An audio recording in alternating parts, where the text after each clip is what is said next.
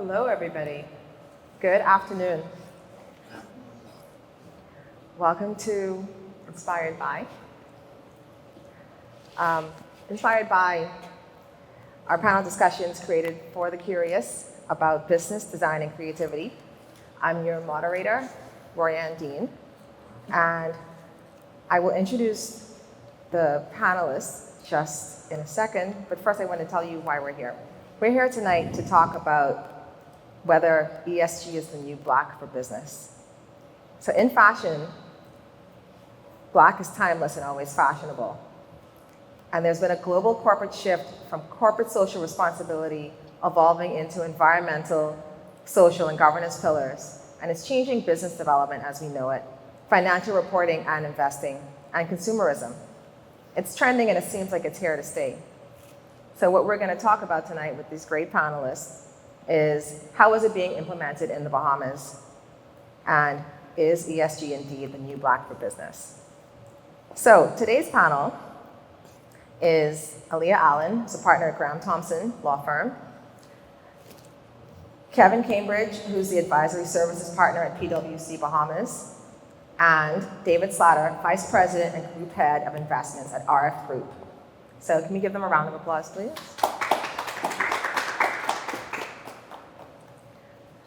So before we get started, just quick notes of housekeeping. We'll have a discussion period for about 45 minutes to 60 minutes, and then after, open the floor to questions, and that will be for about 25 minutes or so. So when you're asking questions, and usually there are really great questions that come from the audience, I would just like for you to be respectful of other audience members and views that you may not agree with. We also have viewers online, so welcome. And I think they can ask questions as well. So we should have an exciting time today. Panelists, are you ready? We are. Sure. Okay.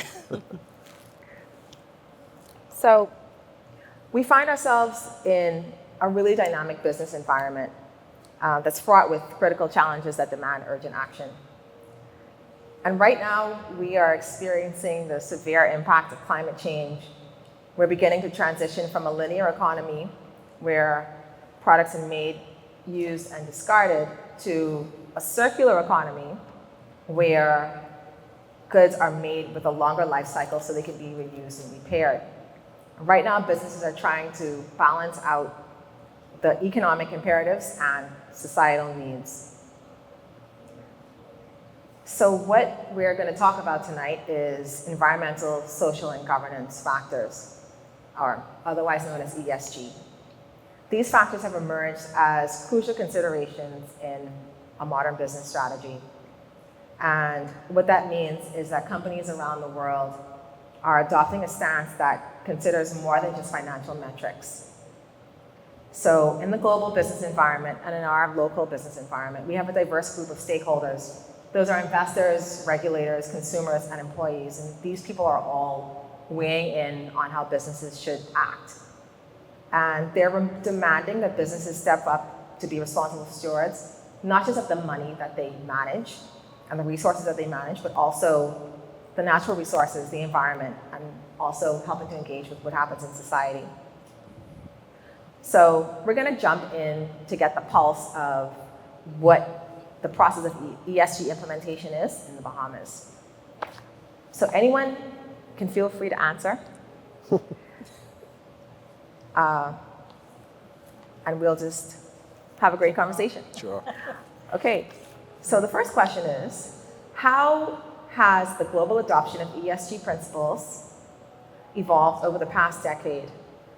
And where does the Bahamas rank compared to similar markets in terms of the ESG implementation?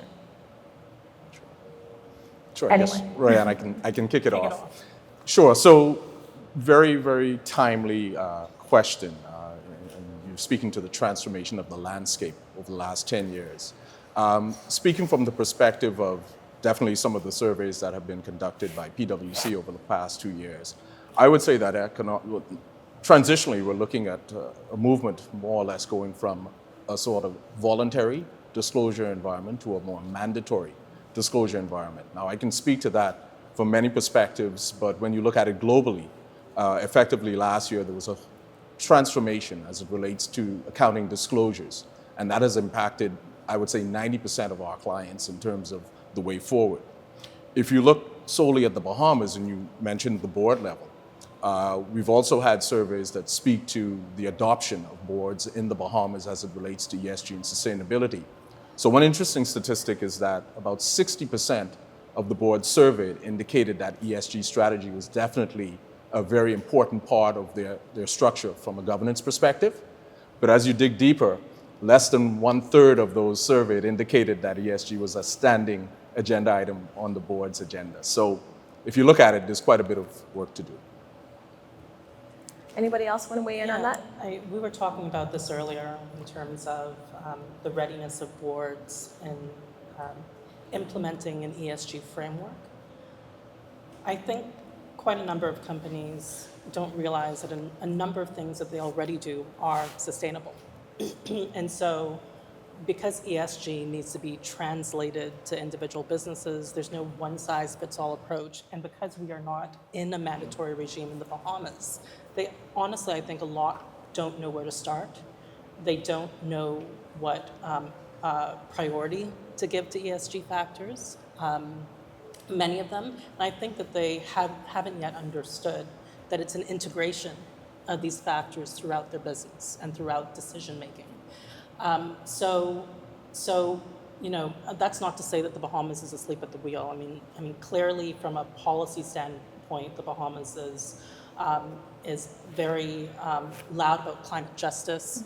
Mm-hmm. We've been sort of leading the charge along with our regional Caribbean jurisdictions in advocating for that. You know, we're in an environment where most corporations actually already do something sustainable. What they don't have is a framework in place for measuring its impact, or any sort of, you know, oversight of it, either at board level or even at senior management level. So what type of sustainable practices are they already doing? Because sometimes when companies mention kind of small things, one gets the impression that they may be greenwashing. Well, you know, I think most companies, let me not speak for most companies. I think that there are certainly companies, particularly in industries that have an impact on environment, right? So here you're looking at things like shipping industries, right. Hotels, et cetera. I think most of them already understand the moral mandate, if not a regulatory mandate in some circumstances, to basically mitigate their impact on the environment. A lot of them also have legislative mandates, right? So they're already complying with those, right? Okay. So there are we have anti-pollution statutes in the Bahamas. We have all of these other things. What we don't have in the Bahamas is a requirement to disclose. Right. And so when I say companies are already, there are some companies, depending on the industry, that are already mandated to do certain things, and already do certain things because it's part of that sort of the best practices in the industry. Kevin mentioned something earlier, which you might want to elaborate on, was that we are not cut off from the world. Right. A lot of the corporates in the Bahamas also have multinational arms. And so to the extent that they consolidate reporting, they're already reporting in another jurisdiction. Would you like to weigh in? I'll weigh in. It won't be long, but what Aliya said about the not understanding what ESG is. So there's the idea of really having, from a company standpoint, have it defined. Also, so guidance on what it means, but guidance on how you measure it. Right. So how do you create that baseline, that benchmark to say, all right, this is where we are now. Therefore, how do we measure whether we've improved environmentally, socially, and through governance? So yeah, we need to have, I think when I say we, I'm talking about Bahamian businesses, some more assistance with exactly what it means and how it's measured, and steps that can be taken to improve. I want to just touch on something that you mentioned, Aliya, that some companies are implementing sustainable initiatives, but they may not be sharing it. They have it for reporting purposes, for for a head office in another jurisdiction. But that brings the point about whether or not they perceive that there's a demand or a benefit to disclosing those things locally, right? And that goes to when we mentioned about the impact on, or what is the impact that consumers are having on ESG principles being implemented in organizations. Because many times, even though there's a mandate for reporting, maybe in other jurisdictions, there's also the pressure from consumers or activist investors who are demanding that companies demonstrate what they're doing to support ESG principles. Yeah, very good point, Royann. I mean, when you look at the, what you're speaking to is some of the drivers to adoption of ESG. And the driver you're speaking to is sort of the investment community, for example. Some stats that we looked at recently indicated that about 50% of the investors we surveyed said that they would be willing to forego a lower return on investment or ROI if ESG adoption was something that was taking place visibly. Now, what that means is if that continues in terms of that trend, that will mean that individual companies and organizations will have to reset and really see exactly what the emphasis needs to be, because ultimately they're responsible for those returns to those investors. And to your point, if that expression or that pressure is increasing, you can't ignore it. So, David, yes. Kevin, as an analyst, 50% of those who responded said that, but how many of the people actually asked to responded? So is it 50% of 100% or 50% of 10%? No, that's 50% of 100% responded. Yeah. So everybody asked, responded. That's correct. So That's all right. That's amazing. One of the things, or one of the caveats, David, was with the respondents that came back, we had segmented reports. So we had reports that were performed in the Bahamas, reports that were performed all over the region. In some of the subsets, the groups were not necessarily large in terms of respondents, because we did the survey in 2022 and then we did a refresh. So the numbers actually increased in terms of some of the territories where we targeted responding 100%. So it was quite startling to see that. Another thing we did was we tried to see exactly where that lined up with some of our global statistics for PwC. And interestingly enough, they were similar. So, go ahead. You said they were similar. They were similar. Okay. The trends were in the similar direction. You wanted to say something? you know, I just wanted to say, Ryan, I think one thing that we haven't talked about in terms of, you know, and this goes to investor sentiment, right? But changing demographics, right? The fact that we are sort of in the midst of a great wealth transfer. Right. So the experts say millennials are, you know, are set to inherit trillions of dollars in the next 20 years. And I think, you know, we can't sort of shortchange the effect of demographics on investor sentiment, right? Millennials simply care more. Right. In terms of investment, not that they care more about the earth necessarily, although I suppose that's arguable, but they will put their money behind companies that are demonstrating in an authentic manner that that their values align with their values. Right, correct.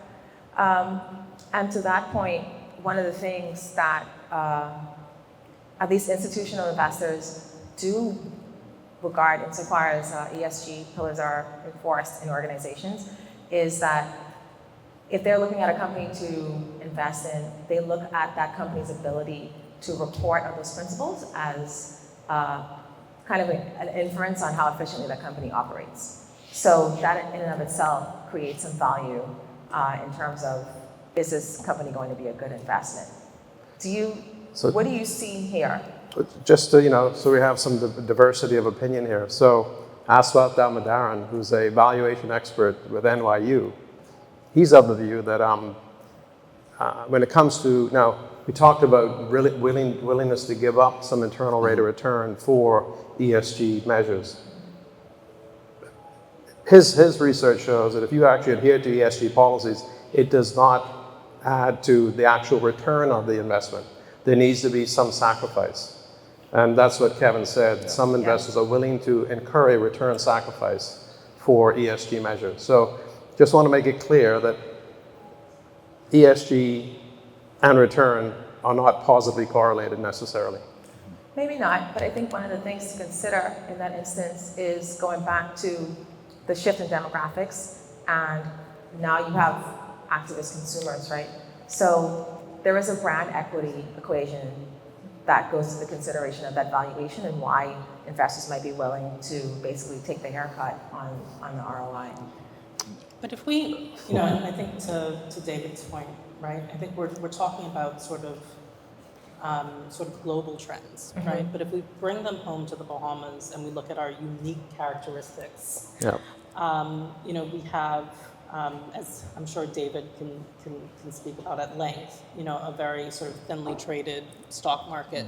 We have very little access to investments. Yes. And so, we don't have, we're not spoiled for choice.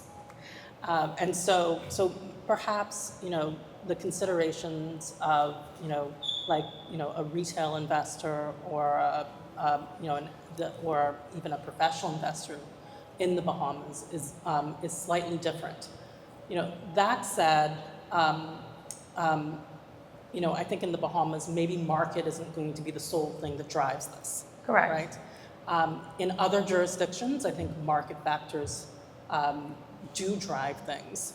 But in the Bahamas, what we are going to have to see is some policy initiative that drives some of this adoption. I agree. And to be clear, I mean in the global context, I'm aware.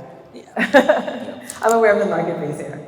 And just to add to that as well, and David, you can chime in as well. Sure. With respect to when you speak to comparability and benchmarking, you're really looking at an area that's relatively new. Now, if you speak to it domestically, you really don't have a standardized benchmarking mechanism. So if you think about S1 and S2 reporting, which I think we'll discuss later with respect to IFRS, we're speaking to pronouncements that really just came out last year. So realistically, time will tell exactly the way the business community and external investors really view. I think time will be of the essence in terms of seeing exactly where that goes. So I want to just Move on. to your point about the announcement just happening last year. So in May of this year, the Prime Minister addressed the Bahamas chapter of the Institute of Internal Auditors, and he was stressing the importance of ESG adoption and implementation. So although auditors play a key role in terms of ensuring compliance, in your opinion, we already discussed that business leaders may not really understand the ESG principles, but based on your experience, maybe anecdotally, do you think that local business leaders and boards of directors see what they do understand of ESG as being connected to business strategy? Yeah. Oh, sorry, go ahead. I mean, when it comes to, let's look at environment, right? If there's a change that can improve the profitability of the company, companies are taking that step. So whether that's adding solar to offset the excessive costs of BPL, companies are doing that. Many companies are doing that. I know at RF, we're actively looking at installing solar in all of the buildings that are connected with RF or the Bahamas Property Fund. So it's something that companies are actively doing. But I do think that, it's the audit industry that's going to kind of drive what's happening globally, locally in the short term. And as younger Bahamians become actually consumers with more influence, they will start to drive it. Now that's going to be 10, 15 years down the road, but it's going to be, I think, mainly the audit industry because of global requirements through IFRS that are going to drive it locally first. So do you think, in addition to the auditors though, and whatever's mandated from external, from other jurisdictions, to the people who are operating the businesses or on the boards, do you think that they are seeing, do they see that there is a connection between how they are planning for the business to grow? I think speaking generally about boards, I think David's right that they're looking at the E. Yes. To the extent that it's directly connected with financial performance. Right. Factors which sort of perhaps you cannot see an immediate impact on your bottom line, but which might indicate to the consumers that you are a good corporate citizen. Right. I think have sort of are not prioritized. But I don't know that boards are really connecting non-financial factors with long-term sustainability of the business. And so, for instance, we're forgetting that, of course, governance Right. impacts share price. It These does. are common sense things, or poor governance does, Right. To the extent that your employees are not being paid a livable wage, or you're not looking after your employees' mental health, and there's widespread poor quality of life for your employees, what ends up happening is that impacts the business. So I don't know that those factors are really at the forefront. But I think boards have, they generally know. But I think if they really appreciated I think there would be much more of a focus on strategy. Yeah. And what I'm hearing is that there would probably be more of a focus on the societal impact and the governance, the reporting and the implementation.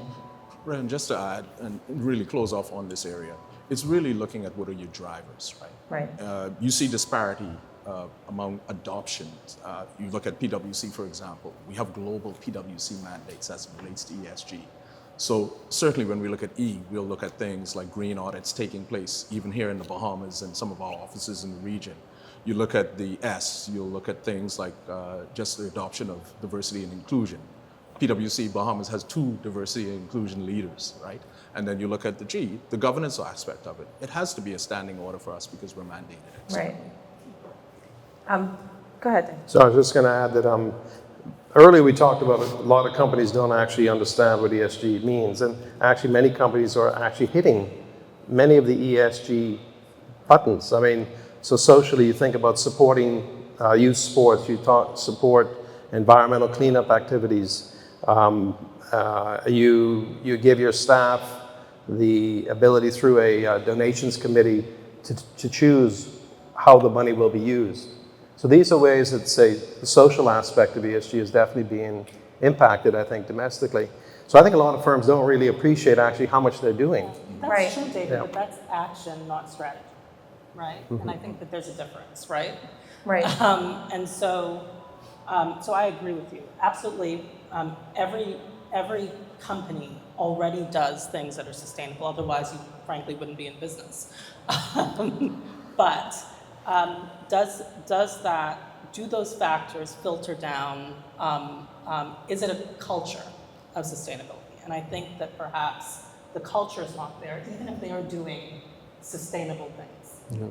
To David's point, though, one of the things that you do see really when we interface with the market is there are things being done. And one of the things that you can do really, to David's point, to bring that together is really having a diagnostic performed, right? Right. To determine exactly where you are on that spectrum. And that's a critical service delivery option that we provide. That's not if you're not measuring it. Correct. Right. But the other thing Yeah. too is that, and this is the importance, I think, of connecting it to your business strategy, because if you understand that, okay, if we're looking at growth from a more holistic way, how are we doing these things? How are we measuring them? How are we implementing them company-wide? But that really does take a long-term approach, exactly in order to not only quantify, but determine how many nodes on, let's say, the society chain, how many nodes on the governance chain can you hit and then accurately report on. But that's thinking about how do we incorporate this into the strategy, because then that does need to become a part of the culture that needs to be communicated throughout the company. So it should be clear. But one of the things, David, that you mentioned in terms of sustainability and even the social pillar of ESG is, yes, companies may be looking at renewable energy sources, but there are a lot of other ways to incorporate sustainable practices, right? Mm-hmm. And I think connecting that to the business strategy means, okay, what can we do? Let's face it, they want to make a profit, right? You have stakeholders and shareholders that want to see the company survive and grow. What can we do to reduce operating costs? Is there a sustainable approach to that? What can we do to, make our building practice sustainable? Yeah. But these are also things that could be incorporated. I'm going to speak about it from a marketing perspective because that's what I do. If you're telling this to your stakeholders, that creates value for the brand. So that also ties right back into the business strategy. And it does have a value that can be quantified. Yeah, and you're right. I mean, it's not just dollars and cents, it's reputation, right? So Exactly. as doing these things becomes more important to the consumer, now we don't have activist investors in the Bahamas. We don't have consumer groups that are out there actively chanting, adopt renewable, adopt renewable. Yeah. We don't even have people saying we should have proper waste management operations as far as recycling our waste. So I don't think we can depend on, say, the consumer and the activists pushing it in the Bahamas. The activist investor and the activist consumer globally is pushing those firms and those regulators and those accounting firms to bring that to the Bahamas. Yeah, Sorry. can I just say one thing Yeah. I think we might be missing here as well is the fact that we all need access to capital. Yes. And that the institutions that we borrow from care about it. So if you're a corporate that doesn't have an ESG policy, for instance, I draft loan agreements all the time. Every single one has representations about environment. Every single one wants, a copy of your environmental policy.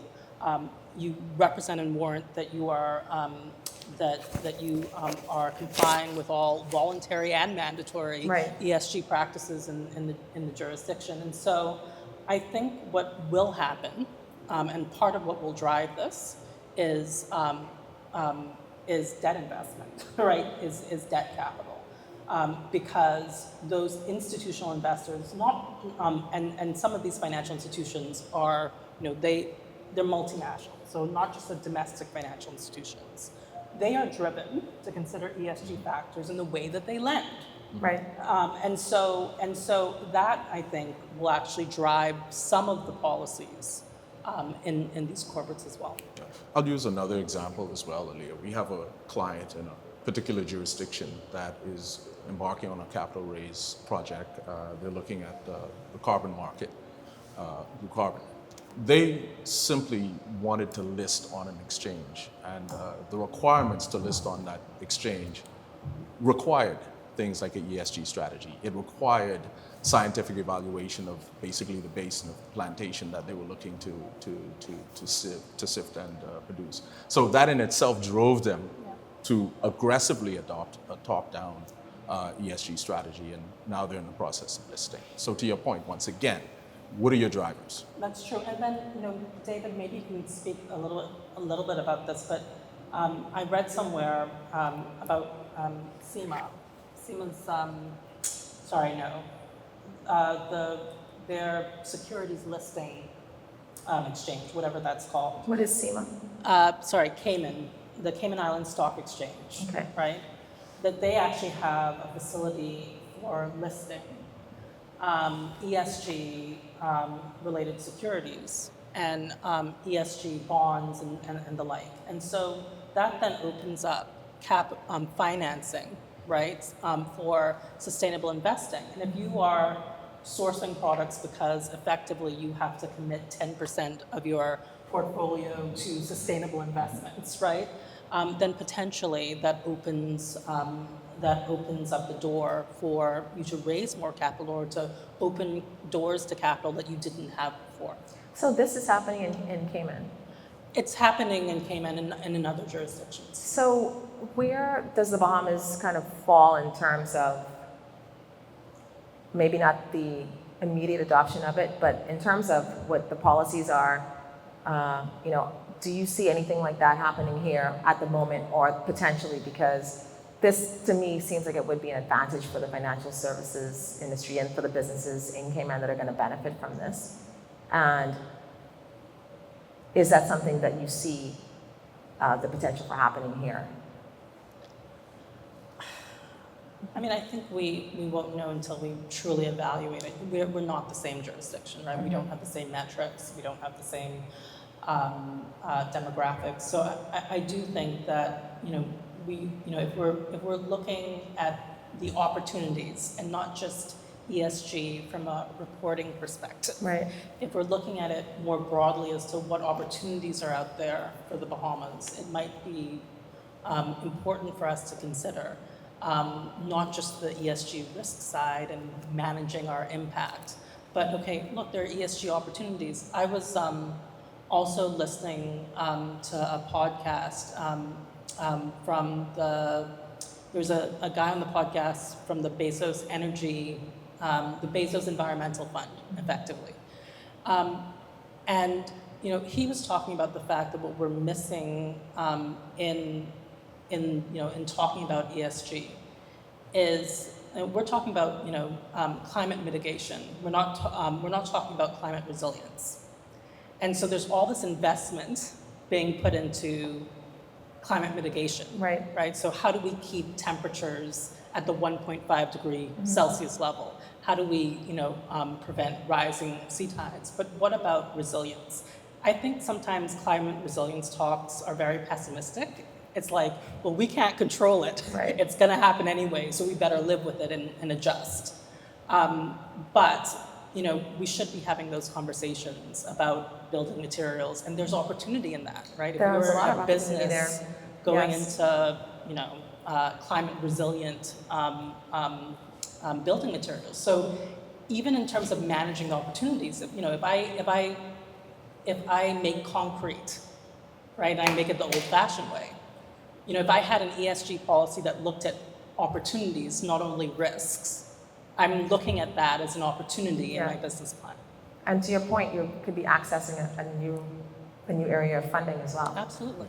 And in no way do I want the viewers to feel that the Bahamas is sort of lagging in any way. If you look at similarly situated jurisdictions, you look at Bermuda. The Bermuda Monetary Authority only released some guidance on ESG last year. Right. We have 2022 legislation That's recently. You look at the situation that we mentioned with respect to Cayman. And then if you move to the Eastern Caribbean, you do see varying levels of legislation sort of surfacing, but to the point where we're all sort of at that embryonic stage. Okay. That's So- absolutely, so that's absolutely true. important. Yeah, it's important. We're not asleep at the wheel. Yeah, I think that's an important takeaway because too often I feel that in the Bahamas we think like we're many, many steps behind everybody else, but I think that with ESG policies and principles, we're not behind. And I believe, Kevin, when you and I had a discussion about this earlier, we're pretty in step with what's happening globally. Well, the fact that we're having this conversation now and that PwC has a survey. Yeah. Yes. Well, actually, not only a survey. We had the opportunity to refresh the 2022 survey in 2024. And if you look at it, that's quite unique because we do have data, empirical data, that shows exactly where the growth has taken place by jurisdiction, which is is a huge differentiator in terms of the information that we have. I'm so glad you brought up the 2024 report because I really want to ask this question. So, as you know, Kevin, because we've had a conversation about this before, but I will inform our audience. And it's to do with board diversity. And if you've ever taken a look at corporate boards in the Bahamas, you will notice that there are not a lot of women on boards. So, I want to ask a question about this because this is related to the governance pillar. What is the role that corporate governance structures play in ensuring effective ESG implementation and accountability? So, to the point of board diversity, the question is how can boards better oversee the performance and especially related to diversity? And I'll use some of the stats from PwC ESG reports. So the reports show that 86% of directors agree that diversity enhances the board in general. But in the Bahamas, 50% of the board leadership is not interested in addressing board diversity, and 25% believe that diversity will negatively impact board effectiveness. So how can boards be better stewards of implementing these ESG policies? And I'm going to stress my interest in finding out about this on the governance side in relation to diversity. Yeah. Well, first of all, the report that you mentioned, particularly the Pulse survey, was a very interesting one from the perspective. The 2022 report was a lot of segmented reporting. So to the point that I raised with David earlier, I was able to speak to the number of persons that responded by jurisdiction. Right. The difference with the Pulse survey, however, is it's a consolidated report in many respects, a lot of the reporting. And some of the stats are very startling. And what we're doing now is we're taking that report and we're actually, instead of waiting for our clients to come to us, we're actually sharing that with them. And we're getting some of the answers to some of the questions that you've raised. One of the things is succession planning. A lot of the boards indicated, not in that report, but in the 2022 report, succession planning was something that they did not have in place with respect to their boards. So some of the ideals, et cetera, that were there and were not moving, some of them articulated that it was simply because the individuals were in a bit of a comfort level and they really didn't want to rock the boat. However, what we see now, particularly as we do some of the discussions and we speak to diversity and we speak to inclusion, is we do see a bit of a transition taking place, at least from some of the newer board members. And what you'll find now is a number of the boards that are particularly clients of ours, some of them are willing to disclose that you will see a bit of a shift taking place. So you'll be happy to hear that. I am happy to hear that. So Go ahead, David. once again, I'll be devil's advocate. Okay. Define diversity for me, please. What do you mean by diversity? Well, in this particular instance, I'm specifically referring to gender diversity, but the other thing, if anybody looks at board, who's on boards, typically board members come from, they either represent a substantial size in of the shareholders, or Makes sense? they are really from traditional fields, lawyers, accountants, etc., which I understand. But That's called diversity of expertise and knowledge? so yes, so I was just giving an example, but the diversity of expertise I think could be broader because different areas are having more importance now. So the diversity, you asked about defining diversity, that means that you're having, let's just say, I'm going to use multidisciplinary, but that applies to diversity of professional experience, diversity of education. Also gender diversity, it is important because there are different perspectives that people from different genders have, in particular to how a service or product is used. Do you think their expertise should come first or the gender? I think it's going to be whatever the best is for the board, which goes back to what do you need for your business to grow. I mean, RF has a diverse board, just to make sure we're aware of that. But This is your devil's advocate. Yeah, let me just add a bit to that Go as ahead. well. Let me just add a bit to that as well. And David, you raised a very good point. It's the question of expertise, right? So when we did the survey, another stat that came from the 2022 and in the Pulse survey is that if you look at the boards and you ask them exactly which one of the committees is the one that you really, and I'm just paraphrasing, really place, the priority in, it's still the audit committee, for example, David. And once again, it gets to David's point. Why would that be? Well, ultimately, you have the audit committee driving a lot of factors as well. So until we get that 60% sort of moving in the right direction that I started with in terms of recognizing that it's more than just a strategy, and then really saying to yourself, well, really, is it something that is a standing agenda item? I mean, less than a third of the boards say that ESG is even discussed. Right. So the discussion we're having right now really needs to go a bit deeper if you peel it back. You have to ask the question, what is driving sort of those deficiencies in those numbers? And hopefully I think your report is going to be very useful to do that. But Yeah. go It will ahead. be. It will So I sit on 3 boards. And so, obviously I do think that we have made significant strides in terms of having more gender, more women on boards than I think we've had in the past. I think that there's a ways to go. To David's point, I think the reason diversity and inclusion has become so politicized, right, it has such a negative connotation in so many circles, is because people assume that it's quota filling.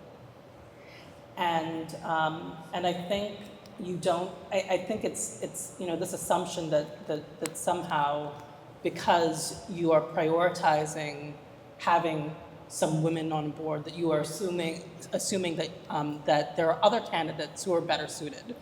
And that you're just sort of putting them as a placeholder. Right. But I think if you look at the board as a whole, you look at the level of expertise that you need, and if two candidates, all, you know, all things being equal, are there, but you have a board of 10 males, right? It would make sense that you would have at least some a representation from the other sex on that board. I think that's just, I think, now an accepted moral standard, right? And a moral obligation. But, you know, to your point about, you know, the broader diversity of expertise, the reason that is so important, and I think you hit the nail on the head with that, is because, you know, as a board, you need to think broadly about factors, and you can miss things because, you know, people who have the same backgrounds tend to have very similar views. Right. And what we need is broader thinking, but we also need more narrow thinking on certain issues. And so, you know, I think that to Kevin's point, when you start to look at it as a strategy, and you start to put more focus on it, it's almost natural that you will have a diverse board. I mean, it's a natural evolution. If you're looking at it from a business perspective, right? So this kind of broad thinking with the narrow expertise is the T thinker, right? You know a lot about a lot of things, but you have a deep expertise in a particular area. And as business grows, you know, like cybersecurity was probably not as important 10 years ago or 20 years ago as it is today. The whole ESG conversation was, well, we're just getting to the point now where it's starting to be discussed. But if you're thinking through what is going to be important, so for example, the World Economic Forum, you know, does a where are jobs going 10 years from now? Where's the world going? Where's the economy going? If you're thinking about it from a business perspective and where the organization fits in, and even though we're in the Bahamas, we are connected to the rest of the world, then I think that will help to drive some diversity on the board, and it's in particular with expertise. I mean, obviously, we didn't mention ethnic diversity. I think that's less of a factor here, just because of the demographics of our society, but I think all of these things should be considered so that we are taking a broad approach to how the business develops. Yeah. And that also becomes a part of the culture. Absolutely. Yeah. What you're speaking to, Royann, is what we call a materiality assessment when it comes to ESG strategy, right? So it's something that is unique, obviously, to each specific board, right? It's sitting them down, actually trying to figure out exactly sort of where some of those levers are. It was alluded to that a lot of what is being done now with some of the boards can factor into their strategy in certain buckets, et cetera. But at the end of the day, what you're really looking at is an evolution in terms of looking at that strategy, looking at the short term, medium term, long term. You're looking at the as-is structure, you're looking at the to-be structure, that gap in the middle is your journey. Effectively, what you're doing is you're forming what I call kryptonite to greenwashing. You do have something you could stand on, and it avoids the outside looking in, saying that you're just ticking the box and realistically not standing behind it. It's just having a board that's fit for purpose. David, devil's advocate? Yeah, I mean, you know, once again, there needs to be a definition of diversity. It is a word that describes itself, right? There's a diverse number of definitions of what diversity is. So, and you can divide human beings into 1,000 different categories. Does it mean every category needs to be ticked? You know, I mean, so it's, you know, age. Oh, everybody's over 50. We need a 20-year-old on the board. We need a 20-year-old woman on the board. We need a wisdom with 80-year-old male on the board. So we need some guidance, some assistance with exactly what the auditors and what the regulators are going to suddenly come into a business and go, we're not going to actually do your audit because you failed on a materiality basis on this particular item. And I think it's fair to companies to have more guidance on what is actually being asked for. That's fair too, but I think it is I think, incumbent on the company itself, really to broaden its pool, right? To broaden the pool from which you are selecting directors. But, and in doing so, just statistically, you should have people that have different viewpoints that are able to create some value for what's happening from a strategic perspective. But if you've got a board of eight people, you can only divide it into 8.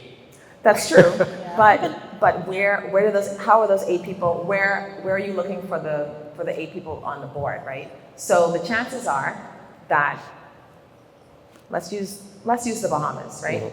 The chances are that if you are on a board, it is because you are known to whomever is making that decision on the board, or you've been recommended.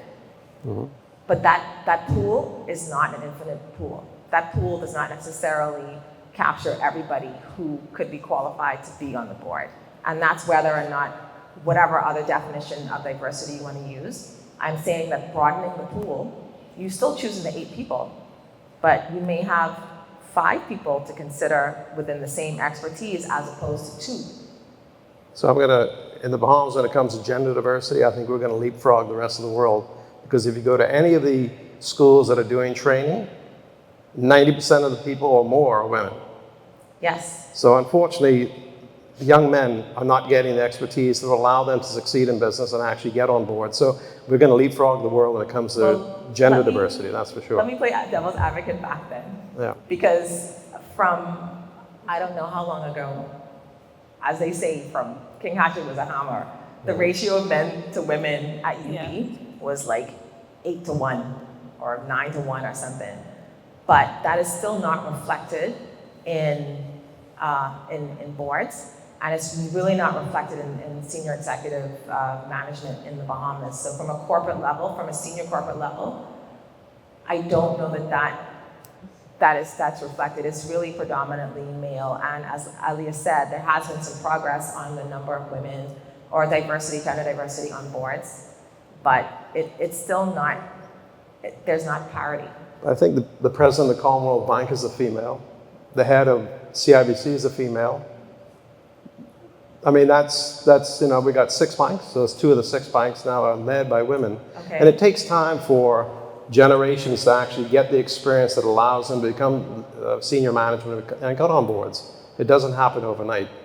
So to say there was an 8-to-1 ratio of women to men at University of the Bahamas, and it's not reflected in senior management, that takes time. I know. I'm just saying that it has been that way for a while, but there were more women at COB before it was UB, way before it was UB. So really, the expectation would be that you'd have at least a more balanced situation. Yeah, I mean, look, I practice in the financial services industry, so I know very well that banks, that a lot of the corporations have women throughout management, right? And so I think we're well represented in management. I think when you come to board representation, that is not the case. Generally speaking, I'm not speaking about any boards I'm on, I'm simply saying that generally we're not seeing that level of representation at board level. Now, we can argue all day about whether it's something that whether we should have an equal ratio or not, but the fact is we don't, and in fact it's a minority. If you expect that women are competent enough to manage a business, competent enough to be in senior management roles for many years, that they ought to be competent enough to also serve on boards. My final comment on the topic is let's wait for the PwC 2025 report, and we'll see exactly what the numbers say. Yeah. I'm just going to say that maybe a board should have 80%, 90% women, if that's where the skill set and the expertise lies. But when you do something, I may get riled for this, but when Trudeau in Canada wins the election and says, I'm going to pick my cabinet 50% women and 50% men, you weren't elected to do that. You were elected to put the best people in those positions. If that meant 80% women and 20% men, that's what it should have been. But simply to say, I'm going to have a 50-50 split of my cabinet, that doesn't make sense to me.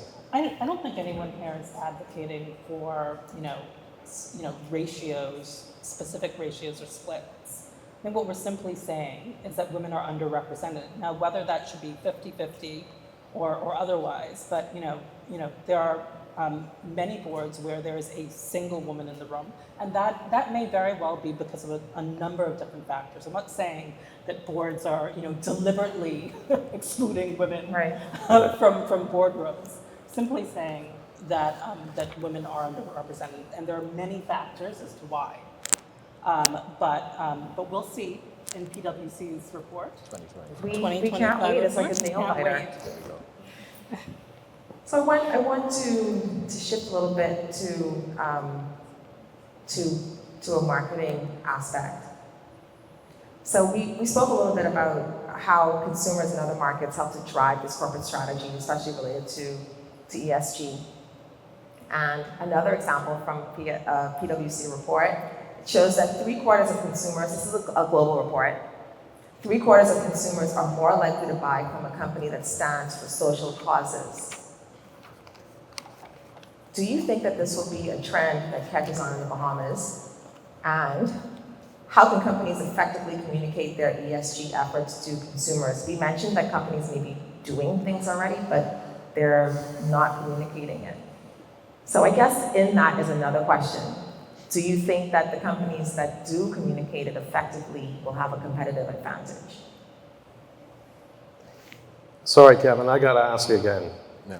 3/4 of consumers are more likely to buy from a company that stands for social causes. Right. Well, why is Walmart doing so well? And why is that Chinese clothing company that everybody buys from through Amazon doing so well? I really cannot believe that 3/4 of consumers believe that. Well, at the end of the day, it's about how far their dollar's going to go. Yeah, and my caveat to that is, David, that's a global report that she's citing there. I wouldn't have had a hand in that. So that body of individuals that were surveyed, I can't confirm, deny, or accept exactly what the populace was. But your point is taken. We could do a survey here. I bet you 3/4 of the people in this room will focus on price versus. But here's the other caveat, right? If you're filling out a survey, you're going to fill out to some point what you think the surveyor wants to hear, right? But the fact is this. The fact is that even if, you can argue the number, but the point is that people in certain markets and certain demographics, they are willing to pay a premium for companies that do support social causes, but in an authentic way. So if you look at companies like, let's look at Ben & Jerry's, let's look at North Face, those are companies that they espouse these policies, but they also make the investments to support them, and they communicate that, and they have very, very loyal followers. I'm not saying that's the entire everybody that exists as a consumer, but there is a market for that. And I think the demographic shift will help to drive that as a model, because younger generations, what is this, millennial and Gen Z, Alpha? Alpha is the one. I'm not really sure what to There's call so people many. like Alpha and millennials. I'm sorry this is not shade to anyone in here. I love that you're here. Let's be honest. This is a discussion for those who have, not the have-nots. Yeah. The idea of I'm going to choose. If you go down Nassau Street, you go over the hill, and you ask everybody, I guarantee you'll get 100% response rate to the opposite. But that's not the entire market, right? That's the majority of the population. But here's the thing, though. I think the thing to consider here is for the companies that can make products that are beneficial or at least not harmful to the environment. If they do make those products, even if those same people who you say, if you go down Nassau Street, they are going to say, okay, which one is the least expensive, let's say, because I think that's what you're saying, right? So you're saying that they don't really, the environmental factor doesn't come into their decision making.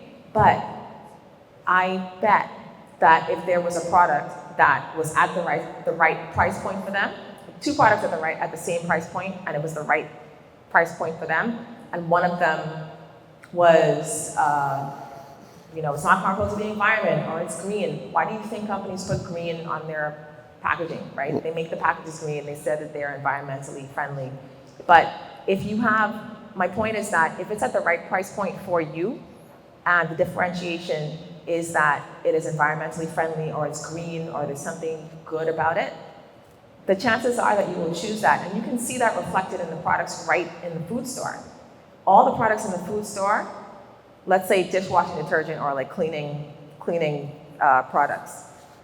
There are products that are at a very accessible price point, but they may have, there's aloe in it, or it's green, or it's made from some percentage of recycled products. So I think that it should still be considered, as a part of a decision-making process. But to your point, David, I think it depends on where this is in the price point. But if people have something that is at the right price point for them, and they can choose between a product that is not environmentally friendly or does not have a green component and a product that does, and it says it on the packaging, they'll choose the one that says it on the packaging. Yeah, I think that David makes an excellent point here.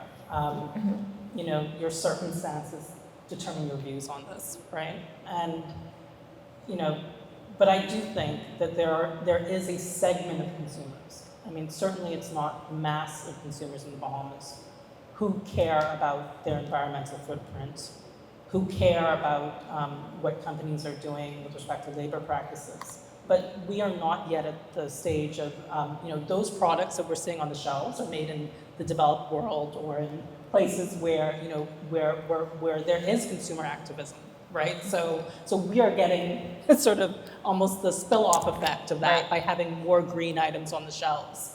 But is that really being demanded by the Bahamian public at large? I don't think so. Where you're seeing, this sort of, but I do think, for instance, maybe 20 years ago, we didn't know anything about organic. Did anyone know anything about organic? Did anyone think that they would be eating primarily organic or even thinking about organic? But organic is expensive, even still. I mean, the price points are coming down because I think now almost everyone is saying we're organic. But it's still an expensive product. So I think it just depends on the consumer, to David's point, where they sit. And to both of you, I mean, you make good points as well. With respect to what is being sampled in the reports, there are boards that are being sampled. To the points raised, if your populace was different, the numbers that you have there would definitely probably not look the same. But like I said, there'll be another iteration of that report, and we'll see exactly where they land as well.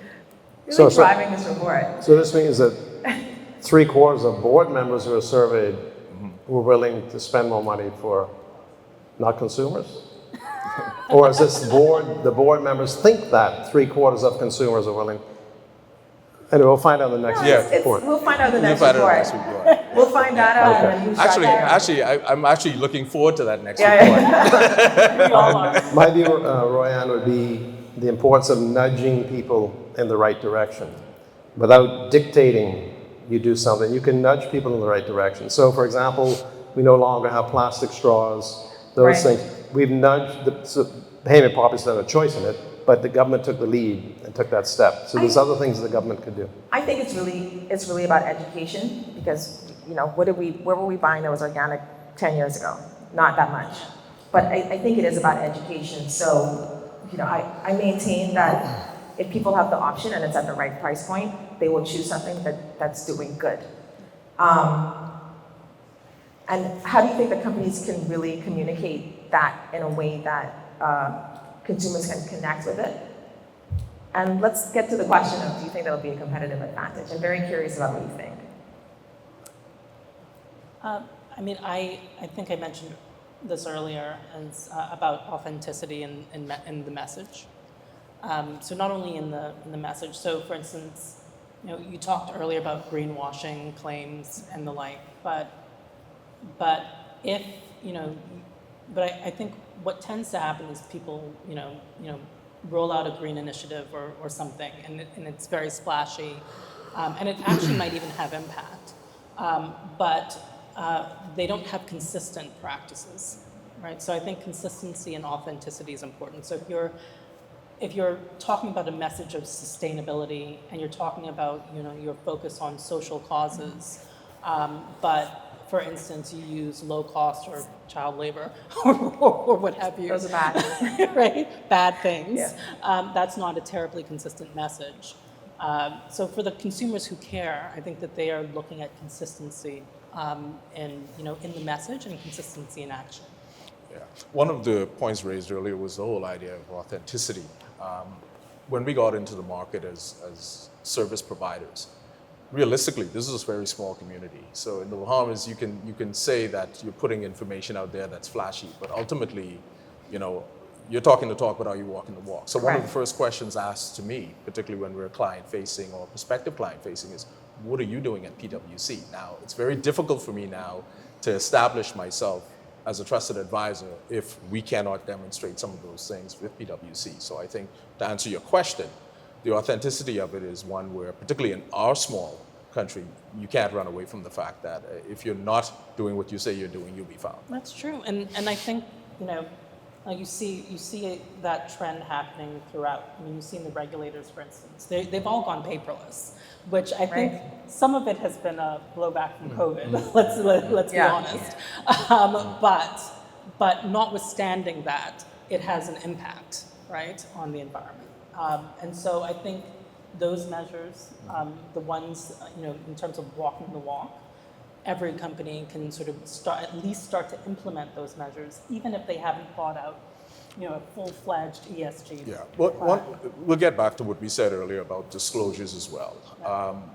The lack of comparability. So, for example, now that you do have S1 and S2, for adoption. What S1 and S2 are? Sorry, S1 and S2 are the IFRS pronouncements that were issued last June 2023. S1 speaks to sustainability risk within the company, and there's a metrics to report, and then there's S2, which speaks to climate and those disclosures, related disclosures. Okay. Once time takes hold and you have a track record of disclosures, and then you do establish a mechanism for benchmarking and comparability, those disclosures will be certified by auditors, and they will speak for themselves.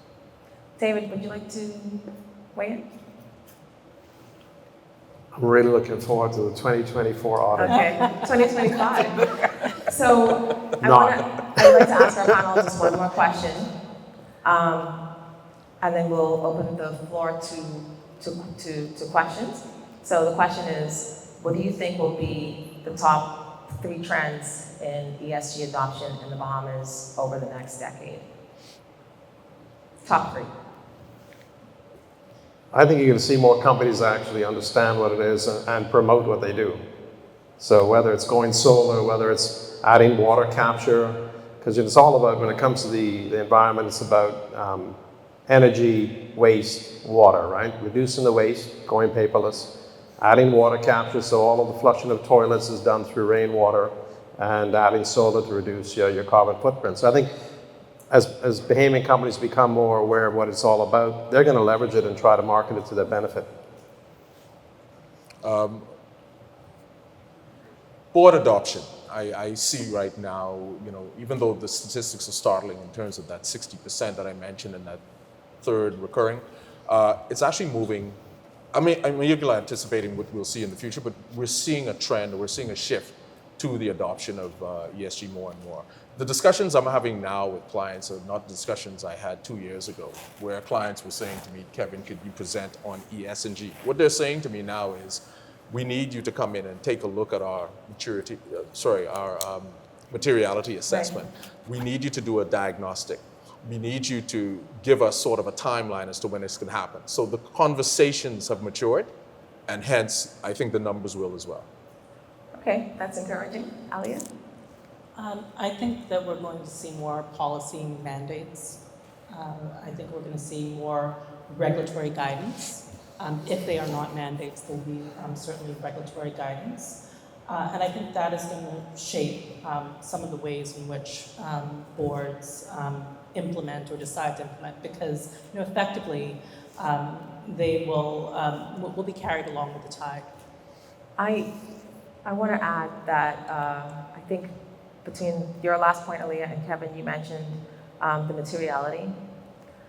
One of the things that I think, just to close out this question, is that now that the government has put forward this kind of carbon credit program, we have to have policies in place, because to the point about authenticity, you can't promote this as a vehicle for investment if there are no policies guiding ESG for corporate structures, right?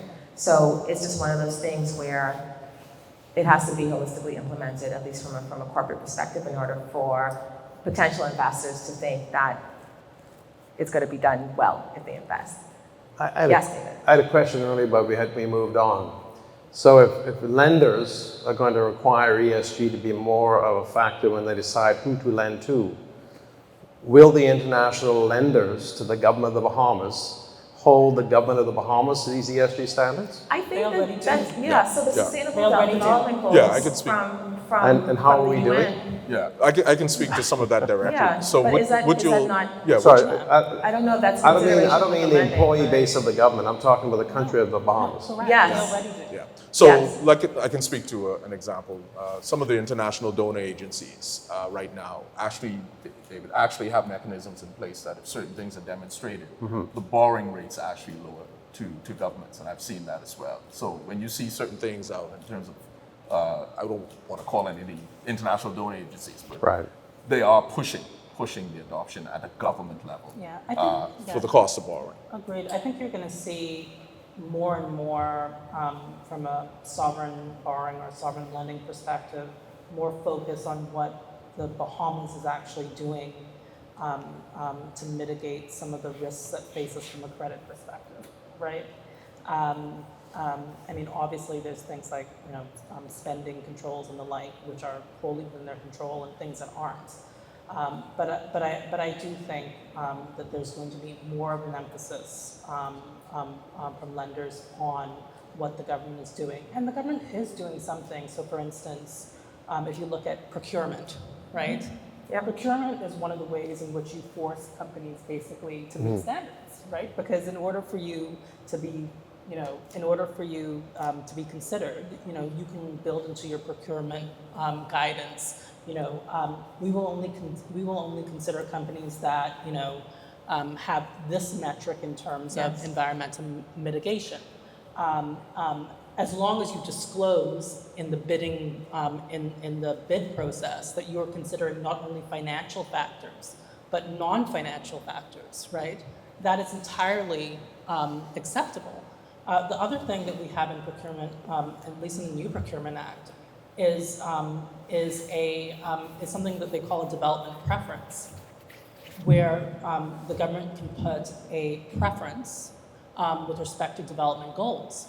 One of those preferences is for women-owned businesses. Right.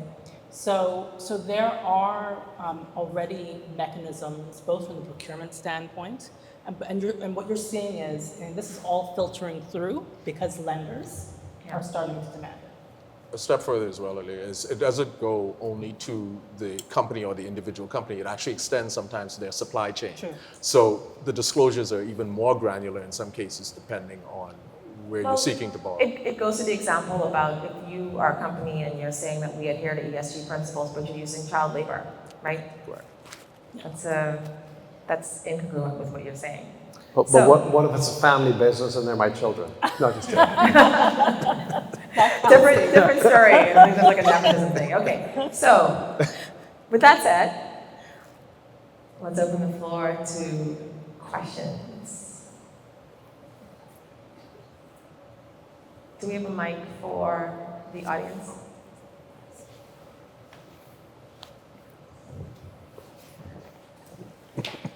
Anticipating. Good evening, everybody. Ethan Quant. Awesome conversation.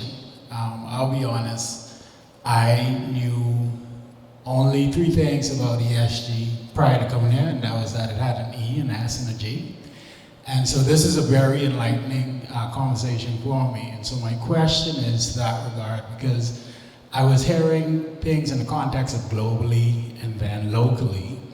And so I want to find out, really as a small business owner, as an end consumer of many products, as a business client of many financial institutions, like, why should I care about ESG as a business owner, as a individual Bahamian? And whose responsibility is it that I get the education? Like, where can I get this information from? I think because Royann made the comment that, you know, education is important. So whose responsibility is it to educate the small business owner, the small man, the layperson on ESG and why it's important to us as Bahamians living in the Bahamas? No, Ethan, those are very good questions. I may have to see you after this, actually. But I think there's a number of ways I can answer that. Even a multinational company has responsibility for upskilling internally. So, for example, when you look at my firm, or PwC, for example, the onus is for myself to make sure or ensure that my staff are exposed to forums such as this. And I applaud Royann. This is a very bold initiative that you have. It's putting, as you can see, information out there that people are really seeking to have. So one of the other things is, let's flash forward when your company becomes a multi-billion-dollar company and you're seeking to borrow globally, right? When you do that, Ethan, when you do that, that lender will look at you and say, Ethan, I remember when you were in 2024 learning about ESG. What have you done since then in terms of your strategy? And not only that, by virtue of you putting that strategy in place, this is the percentage point that we're willing to lend you at as opposed to that percentage point. Is that a bit of a motivation? Definitely. More than this.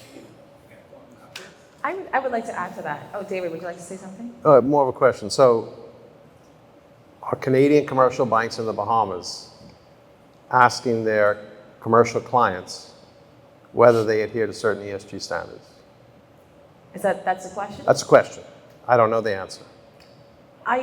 To my knowledge, they are not. Right. So if, imagine if I think it depends at the level at which you're lending, right? right. I So think it depends on who you're lending to.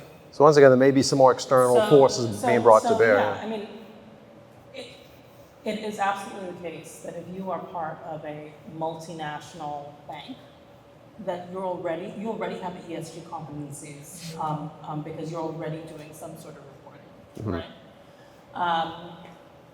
Now, you know, that may or may not filter through to the Bahamas, but you know, I can say that we've seen covenants as to environmental risk and also social and governance type risk that are finding their way into loan documents. Okay. I think let me address it from the small business perspective. There's a couple things. I think the onus is on the business owner to learn about ESG, right? Because if you are reading any type of business publication, that is in there somewhere. That's one thing. The second thing is that if you want to approach it from a cost savings perspective, if you stop using paper, you will save money, right? You will save money. You don't need a printer. You don't need to buy ink. You don't need to buy paper. So there's a cost savings that can be associated with that. If you have an office and you have people in the office, maybe you're not buying cups, right? Maybe you're buying tumblers for everybody, but you're not buying cups repeatedly. So there's a cost savings to be gained from the environmental component. On the social component, well, let's go to the governance component. The governance component is important for your business, regardless of the size, to make sure that you're following standard procedures. And if you do want to borrow money, or you do need funding, or you need anyone else to come in and look at your organization, all your reporting is in place. So the governance component is something that you should be doing anyway, and you can learn about that from a number of sources. On the social component and the environmental component, as a small business owner, you're definitely thinking about marketing, right? For sure.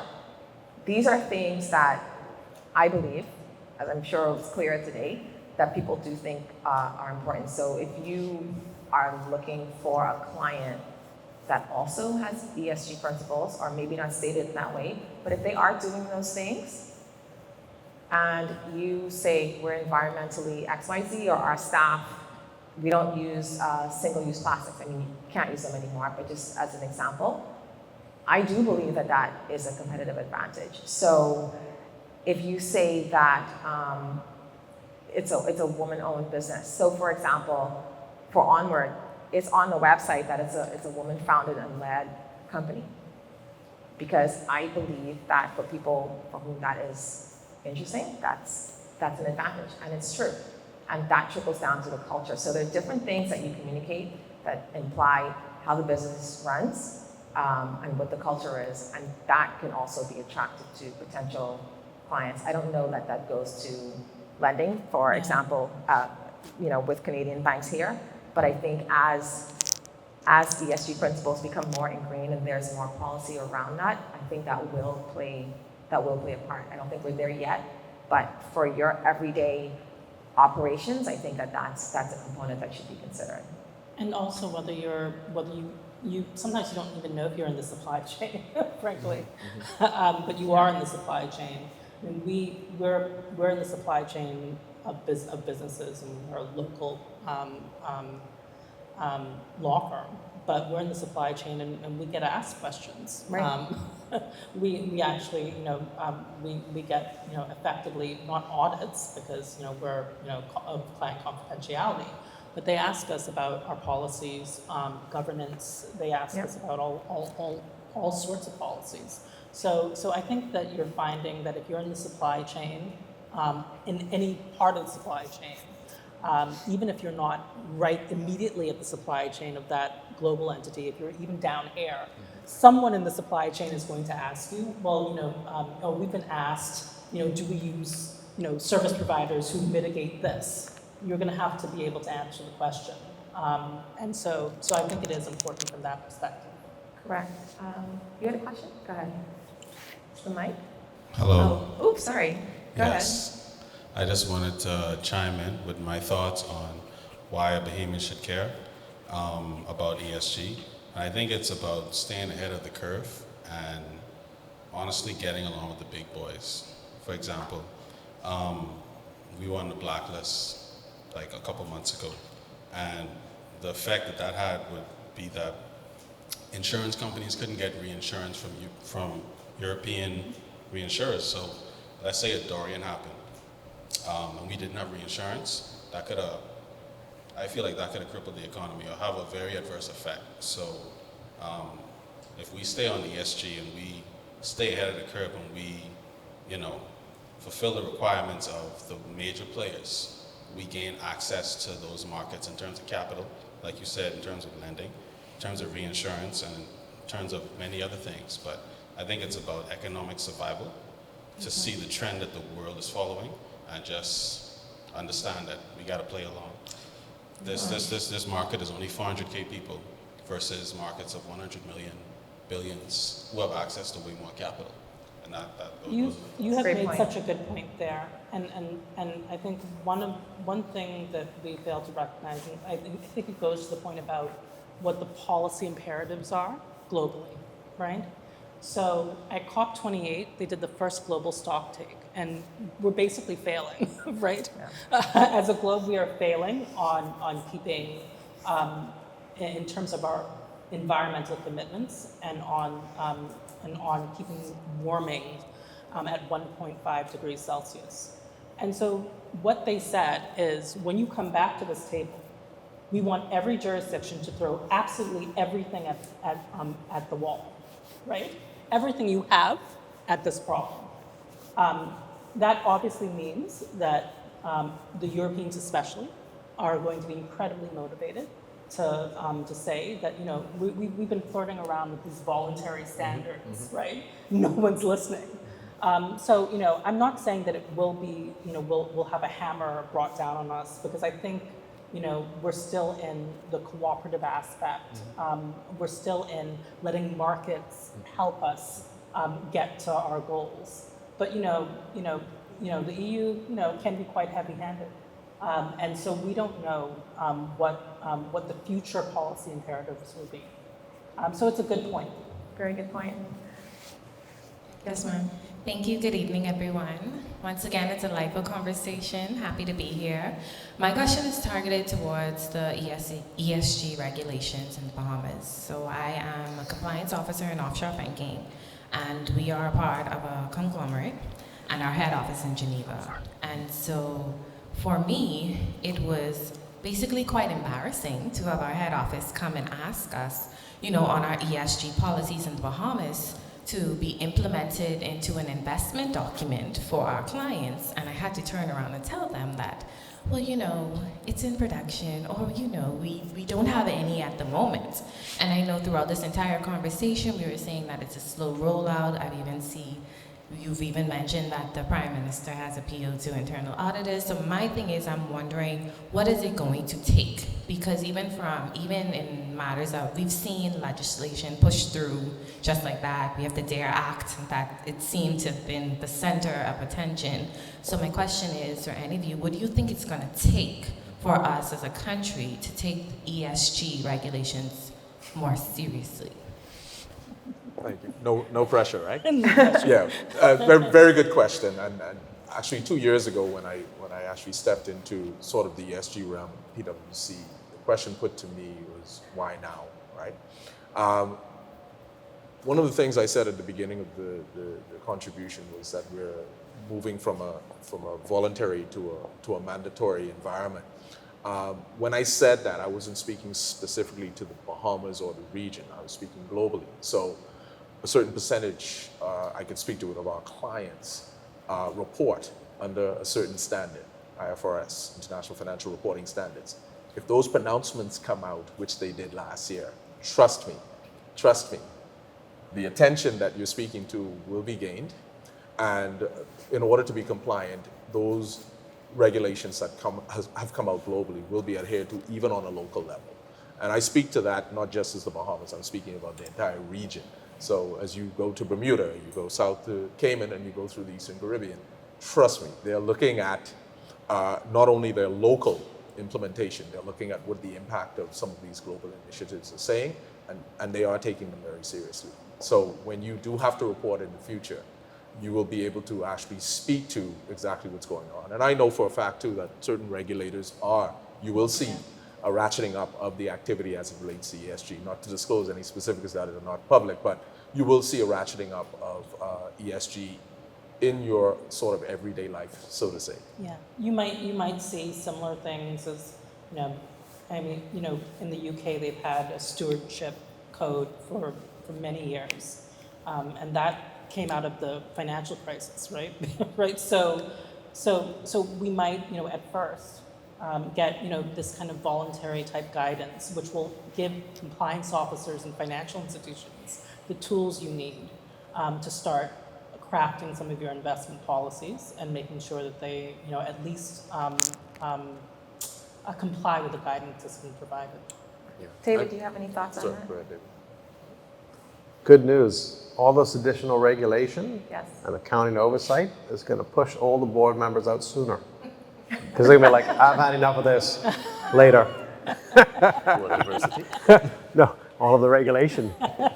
Actually, policies. That might be good news. I mean, Yeah, I didn't mean it's a bad or good thing. I'm just making I think it's going to happen. based on what Kevin mentioned, Yeah. People don't want to leave. So I don't know. Maybe. Speaking specifically to a point that Aliya raised as well, I'll take Bermuda for example. Their monetary authority have been putting out guidance. That usually gives you an indication as to where the jurisdiction is going to go, and I'm thinking you'll start to see that in other places as well. So we have time for one more question. Yours, David. Okay, so thank you again for the very engaging discussion. But my question is centered around more the capital markets. I know you would have mentioned that ESG improves the amount of retail investors and customers you can get, but in our context, you would see the capital markets more controlled by institutional investors. So I wanted to ask, what is the current maturity of data, ESG data, that institutional investors and lenders use to compare ESG factors when it comes to investing and giving out capital? And how would you see that maturity improving as we get better in standardization of ESG reporting and standards? As the person involved in the capital markets locally and regionally and internationally, at this point, at no point has ESG come up in a conversation with a client. Nobody's ever asked about it. But as the regulations change and the accounting standards are implemented, the financial statements of the publicly traded companies will start to include very specifically this topic, and they'll speak to it. And hopefully that will, motivate more discussion on it, right? So as more investors or potential investors are reading the annual statements, they're now learning about ESG, right? What is it? Why should I be concerned about it? So, and I think it'll happen fairly quickly because it sounds like regulations are coming in place that will force companies to include in detail ESG in their financial statements. Now, internationally, I see when I'm reviewing, proposals from clients and looking at the annual reports of other companies, you see ESG as a topic that's discussed.